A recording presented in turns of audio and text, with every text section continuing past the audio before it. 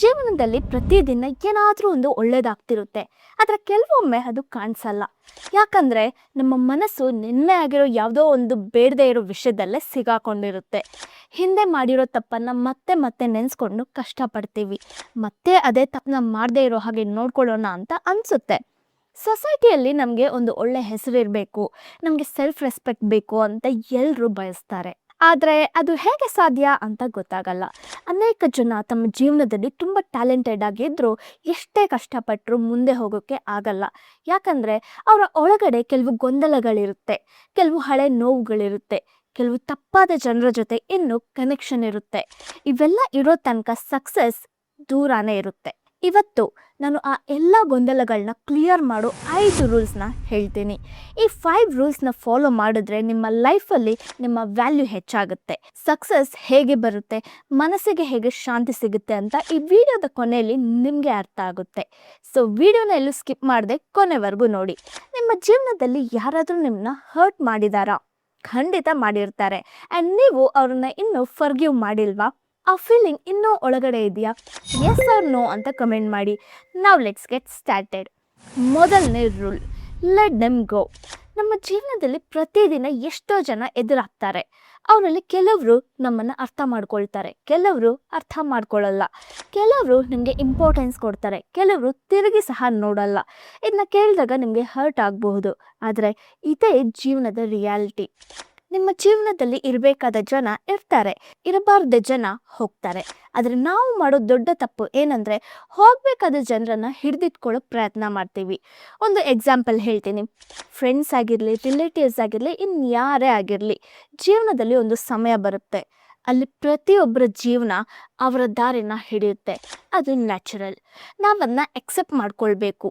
ಒಳ್ಳೆ ಸಮಯದಲ್ಲಿ ಜೊತೆ ಇದ್ದ ಜನ ಕಷ್ಟದ ಸಮಯದಲ್ಲಿ ಇರ್ತಾರೆ ಅಂತ ಏನೂ ಇಲ್ಲ. ಆ ನೋವನ್ನು ಒಳಗಡೆ ಇಟ್ಕೊಂಡು ಚಿಂತಿಸ್ತಾ ಕೂತ್ರೆ ನಾವು ಹಿಂದೆ ಉಳಿತೀವಿ. ಅಹಂಕಾರನ ಬಿಟ್ಟು ಮಿಸ್ಅಂಡರ್ಸ್ಟ್ಯಾಂಡಿಂಗ್ಸ್ನ ಕ್ಲಿಯರ್ ಮಾಡ್ಕೊಳ್ಳೋ ಪ್ರಯತ್ನ ಮಾಡಿ. ಆದರೆ ಪ್ರತಿಯೊಂದು ವಿಷಯಕ್ಕೂ ನೀವೇ ಎಕ್ಸ್ಪ್ಲೇನ್ ಮಾಡ್ತಾ ಕೂತ್ರೆ ನಿಮ್ಮ ವ್ಯಾಲ್ಯೂ ಕಡಿಮೆ ಆಗುತ್ತೆ.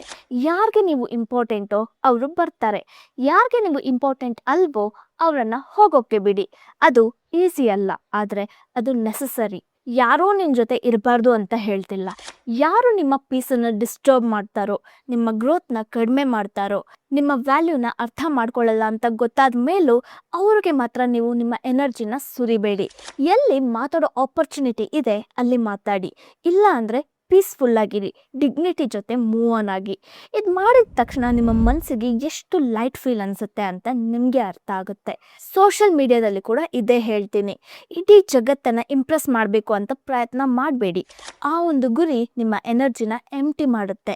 ಬದಲಿಗೆ ನೀವೇ ನಿಮ್ಮನ್ನು ಇಂಪ್ರೆಸ್ ಮಾಡ್ಕೊಳ್ಳೋಕ್ಕೆ ಪ್ರಯತ್ನ ಮಾಡಿ. ನಿಮ್ಮ ಒಳಗಡೆ ನೀವು ಹ್ಯಾಪಿಯಾಗಿದ್ದೀರಾ ಅಂತ ಮಾತ್ರ ಕೇಳ್ಕೊಳ್ಳಿ. ಎರಡನೇ rule, connect with your self.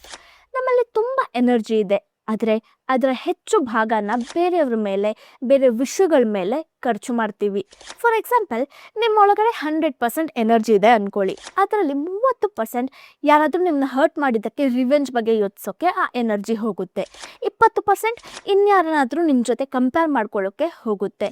ಇನ್ನು 20% ನಿನ್ನೆ ಆದ ಯಾವುದೋ ವಿಷಯದ ಬಗ್ಗೆ ಯೋಚನೆ ಮಾಡೋಕ್ಕೆ ಹೋಗುತ್ತೆ.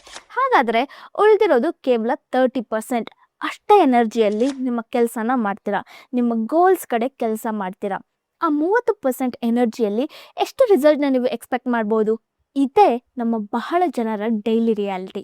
ಅದಕ್ಕೆ ನನ್ನ ಪ್ರಶ್ನೆ ಏನಂದರೆ, ನಿಮ್ಮ 100% ಎನರ್ಜಿಯನ್ನು ನಿಮಗೋಸ್ಕರ ಉಪಯೋಗಿಸಿದ್ರೆ ಹೇಗಿರುತ್ತೆ? ನಿಮ್ಮ ಗ್ರೋತ್ಗೋಸ್ಕರ, ನಿಮ್ಮ ಹ್ಯಾಪಿನೆಸ್ಗೋಸ್ಕರ, ನಿಮ್ಮ ಸಕ್ಸಸ್ಗೋಸ್ಕರ ಆ ಎನರ್ಜಿನ ಉಪಯೋಗಿಸಿದ್ರೆ ಜೀವನ ಹೇಗೆ ಬದಲಾಗುತ್ತೆ ಅಂತ ನೀವೇ ಥಿಂಕ್ ಮಾಡಿ. ಕನೆಕ್ಟ್ ವಿತ್ ಯೋರ್ ಸೆಲ್ಫ್ ಅಂದರೆ ನೀವು ಏನು ಮಾಡಿದ್ರೆ ಹ್ಯಾಪಿಯಾಗಿರ್ತೀರಾ ಅಂತ ನಿಮಗೆ ಗೊತ್ತಿರಬೇಕು. ನೀವು ಏನು ಮಾಡಿದ್ರೆ ಸಕ್ಸಸ್ಫುಲ್ ಆಗ್ತೀರಾ ಅಂತ ನಿಮ್ಮ ಬಳಿ ಆನ್ಸರ್ ಇರಬೇಕು. ಇಡೀ ಜಗತ್ತನ್ನು ಅರ್ಥ ಮಾಡ್ಕೊಳ್ಳೋ ಮೊದಲು ನಿಮ್ಮನ್ನು ನೀವು ಅರ್ಥ ಮಾಡ್ಕೊಳ್ಳಿ. ನಿಮ್ಮ ಸ್ಟ್ರೆಂತ್ಸ್ ನಿಮಗೆ ಗೊತ್ತಿರಲಿ, ನಿಮ್ಮ ವೀಕ್ನೆಸ್ ನಿಮಗೆ ಗೊತ್ತಿರಲಿ. ನಿಮ್ಮ ಬಗ್ಗೆ ನಿಮಗೆ ಫುಲ್ ಅವೇರ್ನೆಸ್ ಇದ್ದಾಗ ಮಾತ್ರ ನೀವು ಸರಿಯಾದ ಡೆಸಿಷನ್ನ ತಗೊಳ್ತೀರಾ. ಮೂರನೇ ರೂಲ್, ಎಮೋಷ್ನಲ್ ಪೀಸ್ನ ಕಾಪಾಡ್ಕೊಳ್ಬೇಕು. ನಮ್ಮಲ್ಲಿ ತುಂಬ ಜನ ಎಮೋಷನ್ನ ಜೊತೆ ಆಟ ಆಡ್ತಾ ಇರ್ತಾರೆ. ಯಾರಾದರೂ ಏನಾದರೂ ಅಂದ ತಕ್ಷಣ ರಿಯಾಕ್ಟ್ ಮಾಡ್ತಾರೆ, ಕೂಡಲೇ ಅಪ್ಸೆಟ್ ಆಗ್ತಾರೆ, ಬೇಗ ಕೋಪ ಮಾಡ್ಕೊಳ್ತಾರೆ. ಇದರ ಬಗ್ಗೆ ತುಂಬ ಕೇರ್ಫುಲ್ ಆಗಿರಬೇಕು. ನಮ್ಮ ಒಳಗೆ ಇರೋ ಎನರ್ಜಿನ ಈ ಎಮೋಷನ್ಸಲ್ಲಿ ಖಾಲಿ ಮಾಡಿಕೊಂಡ್ರೆ ಮನಸ್ಸಿಗೆ ನಿಜವಾದ ಶಾಂತಿ ಸಿಗಲ್ಲ. ನಮ್ಮ ಬಳಿ ಕೋಟಿ ರೂಪಾಯಿ ಇದ್ರೂ ಮನಸ್ಸಿಗೆ ಶಾಂತಿ ಇಲ್ಲ ಅಂದರೆ ಆ ಜೀವನಕ್ಕೆ ಅರ್ಥನೇ ಇರಲ್ಲ. ಯಾರನ್ನಾದ್ರೂ ಇಡೀ ದಿನ ಇಂಪ್ರೆಸ್ ಮಾಡಬೇಕು ಅಂತ ಓಡಿದ್ರೆ ನಮ್ಮ ಮನಸ್ಸನ್ನೇ ನಾವು ಖಾಲಿ ಮಾಡ್ಕೊಳ್ತೀವಿ. ಮತ್ತು ಅದರಿಂದ ಸಕ್ಸಸ್ ಕೂಡ ದೂರ ಆಗುತ್ತೆ. ಅದಕ್ಕೆ ಹೇಳ್ತಿರೋದು, ನಮ್ಮ ಮಾತಿಂದ ನಮ್ಮ ನಡೆಯಿಂದ ನಾವು ಗೌರವನ ಗಳಿಸ್ಬೇಕು, ಕಳ್ಕೊಳ್ಬಾರ್ದು. ಯಾರಾದರೂ ನಿಮ್ಮ ಜೊತೆ ಮಾತಾಡ್ತಿದ್ರೆ ಅವರ ಮಾತನ್ನು ಪೂರ್ತಿಯಾಗಿ ಕೇಳಿ, ಮಧ್ಯದಲ್ಲಿ ಕಟ್ ಮಾಡಬೇಡಿ. ಅರ್ಥ ಮಾಡ್ಕೊಂಡ್ಮೇಲೆ ಕಾಮಾಗಿ ರೆಸ್ಪಾಂಡ್ ಮಾಡಿ. ಇದನ್ನು ಅಭ್ಯಾಸ ಮಾಡಿದ್ರೆ ನಿಮ್ಮ ಎಮೋಷನಲ್ ಇಂಟೆಲಿಜೆನ್ಸ್ ಹೆಚ್ಚಾಗುತ್ತೆ.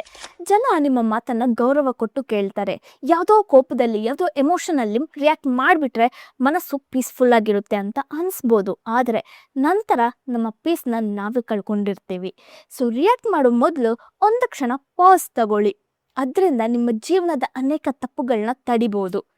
4ನೇ ರೂಲ್, ಏನಾದರೂ ಯೂನಿಕ್ನೆಸ್ನ ಸಾಧಿಸಬೇಕು. ತುಂಬ ಜನ ತಮ್ಮ ಜೀವನದಲ್ಲಿ ಸರಿಯಾದ ಡೈರೆಕ್ಷನಲ್ಲಿ ಹೋಗ್ತಿಲ್ಲ. ಯಾಕಂದರೆ ಅವರು ಅವರ ಸ್ಟ್ರಾಟಜಿನ ಕ್ರಿಯೇಟ್ ಮಾಡ್ಕೊಳ್ಳದೆ ಬೇರೆಯವರ ದಾರಿನ ಹಿಡಿದಿರ್ತಾರೆ. ಅವರು ಏನನ್ನ ಮಾಡಿ ಸಕ್ಸಸ್ ಆದರೂ ನಾನು ಹಾಗೆ ಮಾಡ್ತೀನಿ ಅಂತ. ಆದರೆ ಅವರ ಜೀವನ ಅವ್ರದ್ದು, ನಿಮ್ಮ ಜೀವನ ನಿಮ್ಮದು.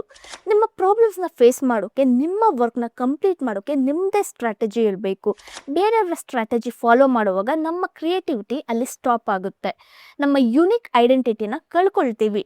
ಅದಕ್ಕೆ ನಿಮ್ಮ ಥಿಂಕಿಂಗ್ ಸ್ಟೈಲ್ನ ಮರಿಬೇಡಿ. ಯಾರ ಹತ್ರ ಆದರೂ ಏನಾದರೂ ಪಾಸಿಟಿವ್ ಅಂಶ ಇದ್ದರೆ ಅದನ್ನ ಕಲ್ತ್ಕೊಳ್ಳಿ, ಆದರೆ ಅವರ ಜೀವನನ ಕಾಪಿ ಮಾಡಬೇಡಿ.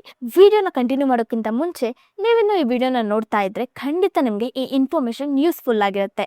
ಸೊ ಮಿಸ್ ಮಾಡದೆ ಚಾನಲ್ನ ಸಬ್ಸ್ಕ್ರೈಬ್ ಮಾಡಿಕೊಂಡು ವಿಡಿಯೋಗೆ like, share, comment and hype ಮಾಡಿ. ತುಂಬ ಜನರಿಗೆ ಈ ಒಂದು ಮೋಟಿವೇಶನ್ ಬೇಕಾಗುತ್ತೆ. ಕೆಲವರು ಅವರ ಲೈಫಲ್ಲಿ ಸ್ಟಕ್ ಆಗಿರ್ಬೋದು. ಮೇ ಬಿ ಈ ಒಂದು ವಿಡಿಯೋ ಅವರ ಲೈಫ್ನ ಚೇಂಜ್ ಮಾಡ್ಬೋದು. ಸೊ ಈ ವಿಡಿಯೋ ಹೆಚ್ಚು ಜನರಿಗೆ ರೀಚ್ ಆಗೋಕ್ಕೆ ಶೇರ್ ಮಾಡಿ. Let's continue. ನಿಮ್ಮ ಜೀವನದಲ್ಲಿ ಮೀನಿಂಗ್ಫುಲ್ ಗೋಲ್ಸ್ ಇರಬೇಕು. ಆ ಗೋಲ್ಸ್ನ ಫಿಲ್ಟರ್ ಮಾಡ್ಕೊಳ್ಳಿ. ಯಾವ ಗೋಲ್ಸ್ ನಿಜವಾಗ್ಲೂ ನಿಮ್ಮ ಲೈಫ್ನ ಬೆಟರ್ ಮಾಡುತ್ತೆ ಅಂತ. ಅದಕ್ಕೆ ರೀಚ್ ಆಗೋ ಪ್ಲ್ಯಾನ್ನ ಸೆಟ್ ಮಾಡ್ಕೊಳ್ಳಿ. ನಿಮ್ಮ ಬಳಿ ವ್ಯಾಲ್ಯೂ ಇದೆ, ಅದನ್ನ ಕಡಿಮೆ ಮಾಡ್ಕೊಳ್ಬೇಡಿ. ಸಕ್ಸಸ್ನ ನೀವು ಡಿಫೈನ್ ಮಾಡಿ, ಬೇರೆಯವರು ಅದನ್ನು ಡಿಫೈನ್ ಮಾಡೋಕ್ಕೆ ಬಿಡಬೇಡಿ. ನಿಮ್ಮ ಒಳಗೆ ಟ್ಯಾಲೆಂಟ್ ಇದೆ, ಆದರೆ ಅದಕ್ಕೆ ಕರೇಜ್ ಕೂಡ ಬೇಕು. ಮೊದಲು ನಿಮ್ಮನ್ನು ನೀವು ಒಂದು ಪ್ರಶ್ನೆ ಕೇಳ್ಕೊಳ್ಳಿ, ನಾನು ಯಾವ ವಿಷಯದಲ್ಲಿ ಎಕ್ಸ್ಪರ್ಟ್ ಆಗಬಲ್ಲೆ, ಯಾವ ವಿಷಯ ನನಗೆ ಕ್ಲಿಯರಾಗಿ ಎಕ್ಸ್ಪ್ಲೇನ್ ಮಾಡೋಕ್ಕೆ ಆಗುತ್ತೆ. ಆ ವಿಷಯ ಸಿಕ್ಕಿದ ಮೇಲೆ ಅದನ್ನು ಸಾಧ್ಯವಾದಷ್ಟು ಡೀಪಾಗಿ ಕಲೀರಿ. ಸಕ್ಸಸ್ ಜೊತೆ ಫೇಲ್ಯೂರ್ಸ್ ಕೂಡ ಬರುತ್ತೆ. 10 ಸಲ ಟ್ರೈ ಮಾಡಿ, 11ನೇ ಸಲ ಫೇಲ್ ಆದರೆ ಆವಾಗಲೂ ಕ್ವಿಟ್ ಮಾಡಬೇಡಿ. ಆ ಫೇಲ್ಯೂರ್ ನಾವು ಮತ್ತೆ ಟ್ರೈ ಮಾಡೋಕ್ಕೆ ಹೆಲ್ಪ್ ಮಾಡುತ್ತೆ. ನಾವು ಸಾಧಿಸಿದ ಮೇಲೆ ಬರೋ ಹ್ಯಾಪಿನೆಸ್ ಬೇರೆ, ಆ ಮೂಮೆಂಟಲ್ಲಿ ಸಿಗೋ ವ್ಯಾಲ್ಯೂ ಬೇರೆ. ಅದನ್ನು ಎಕ್ಸ್ಪೀರಿಯನ್ಸ್ ಮಾಡೋಕ್ಕೆ ಮುಂದೆ ಹೋಗಲೇಬೇಕು. ಧೈರ್ಯ ಇಲ್ಲ ಅಂತ ಕೂತ್ಕೊಳ್ಬಾರ್ದು. ಒಂದು ಹೆಜ್ಜೆ ಮುಂದೆ ಇಟ್ಟರೆ ಧೈರ್ಯ ಆಟೋಮ್ಯಾಟಿಕ್ಕಾಗಿ ಬರುತ್ತೆ. ಹೇಳ್ತಾರಲ್ಲ, first step is always tough ಅಂತ. ಹಾಗೆ 5ನೇ ರೂಲ್, ಒಂದು ಸರಿ ಮೋಸ ಮಾಡಿರೋ ಜನರನ್ನು ಮತ್ತೆ ಟ್ರಸ್ಟ್ ಮಾಡಬೇಡಿ. ಪ್ರತಿದಿನ ನಮ್ಮ ಲೈಫಲ್ಲಿ ಏನೋ ಒಂದು ಅದ್ಭುತ ಅಂತ ಅಲ್ಲ. ಕೆಲವು ದಿನ ಒಳ್ಳೆಯದಾಗುತ್ತೆ, ಕೆಲವು ದಿನ ಕೆಟ್ಟದಾಗಿರುತ್ತೆ.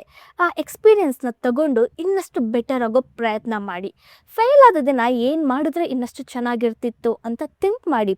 ಆ ರಿಫ್ಲೆಕ್ಷನ್ ನಿಮ್ಮನ್ನ ಇನ್ನಷ್ಟು ಸ್ಟ್ರಾಂಗ್ ಮಾಡುತ್ತೆ. ಒಂದು ಸಲ ಮೋಸ ಮಾಡಿದ ಜನ ಸಾರಿ ಹೇಳ್ತಾರೆ, ಮತ್ತೆ ಒಳ್ಳೆಯವ್ರ ಥರ ಆ್ಯಕ್ಟ್ ಮಾಡ್ತಾರೆ. ಅದಕ್ಕೆ ಮತ್ತೆ ಅವ್ರನ್ನ ಕಂಪ್ಲೀಟಾಗಿ ಟ್ರಸ್ಟ್ ಮಾಡಬೇಡಿ. ಇದು ನಿಮ್ಮ ಪ್ರೊಟೆಕ್ಷನ್ಗೋಸ್ಕರ. ಅವ್ರಿಗೆ ಸೆಕೆಂಡ್ ಚಾನ್ಸ್ ಕೊಡ್ಬೋದು, ಆದರೆ ಮತ್ತೆ ಅದೇ ತಪ್ಪಿಗೆ ಫಾಲ್ ಆಗಬೇಡಿ. ಮೋಸ ಒಂದು ಸರಿ ಆಗುತ್ತೆ, 2ನೇ ಸಲ ನಾವೇ ಅದಕ್ಕೆ ಪರ್ಮಿಟ್ ಕೊಟ್ಟಾಗ ಆಗುತ್ತೆ. ಅದಕ್ಕೋಸ್ಕರ ಪ್ರತಿಯೊಬ್ಬರ ಬಗ್ಗೆ ಕ್ಲಾರಿಟಿ ಇರಬೇಕು. ಇನ್ನು ನಿಮ್ಮ ಪ್ರತಿದಿನ ಹೇಗಿರಬೇಕು ಅಂತ ಒಂದು ಮಾತು ಹೇಳ್ತೀನಿ. ನಿಮ್ಮ ಮಾರ್ನಿಂಗ್ ರೂಟೀನ್ ಸರಿಯಾಗಿರಬೇಕು.